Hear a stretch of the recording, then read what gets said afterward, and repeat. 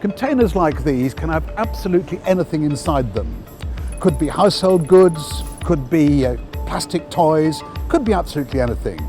The problem is that sometimes containers could have in them what's called dual-use goods. And I can show you an example. This is a spare part of a vacuum pump. You need vacuum whenever you do an enrichment process into in an atomic power plant. So it's a very small one, and you cannot see what it will be used for. You only know it when you know who's the end user, who's the end use, and if it's a sensitive end use. And then you can decide up to technical parameters if this is a controlled item or not. In our exploration of the control of dual-use materials, we've come to Frankfurt. This is the Federal Office of Economics and Export Control, known as BAFA. They've been mandated by the EU to improve the effectiveness of the control of the export of dual-use materials, and not just within Europe, but in many countries around the world. I will be talking about the new features of the new LTP. Well, the role of BAFA, we have several roles, but one of the core capacities and capabilities that we have is export control. Export control related to all matters of export control, which means border crossing issues of items.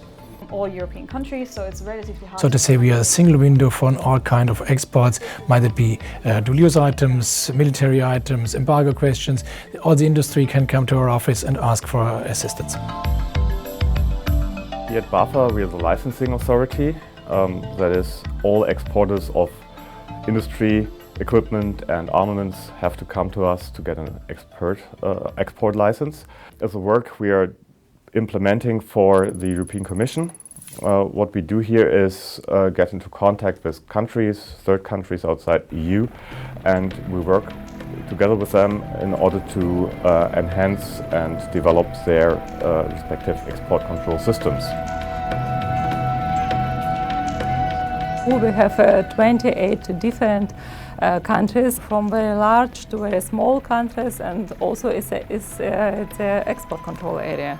Some partner countries have already export control systems, and we have to find a way how it's possible to improve these export control systems. Other countries do not have any export control systems, and then we have to start from the beginning. And therefore it's a very different way, and we have to try tailor-made solution for each partner countries. This is a big challenge. Interesting example is this is a spark gap. So whenever you have, and I don't hope so, kidney stones, then you have to go to a hospital, and then they need a very complex machine to destroy your stones via an electronic impulse, which is very, very short. And you need exactly the same kind of items if you want to bring atomic bomb to explode. So it's a typical use items. It will be used in the hospital, 99%, and could be used even for the explosion process for an atomic bomb.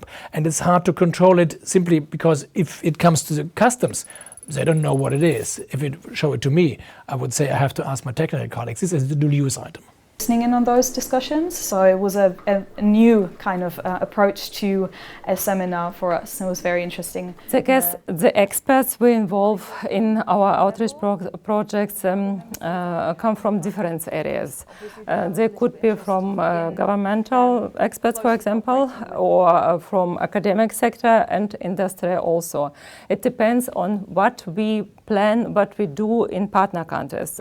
And we are cooperating nationally with other authorities like intelligence, but we are cooperating internationally as well, where we exchange information. So we apply several databases in our day-to-day work, where we have certain information available on exporters, on end users, on countries of destination and so forth.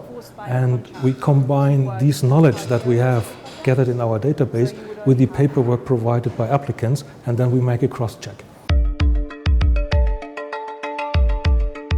It is happening because there's a real danger out there that some countries are developing weapons of mass destruction. Indeed, procurement activities for WMD programs always are clandestine. Nobody says, I'm here to procure for my chemical weapons program. So what they do is hide the real end use and give some harmless end use. And our task here at the licensing authority is to assess all the relevant information and to find out what is the real end use. Is there some procurement activities behind the export or not? We try to make the world safer, of course, and all these EU projects are funded or ground on the instrument for stability, and this is the main focus of this instrument to make the world safer, aim that we have, and therefore we try to do it, of course.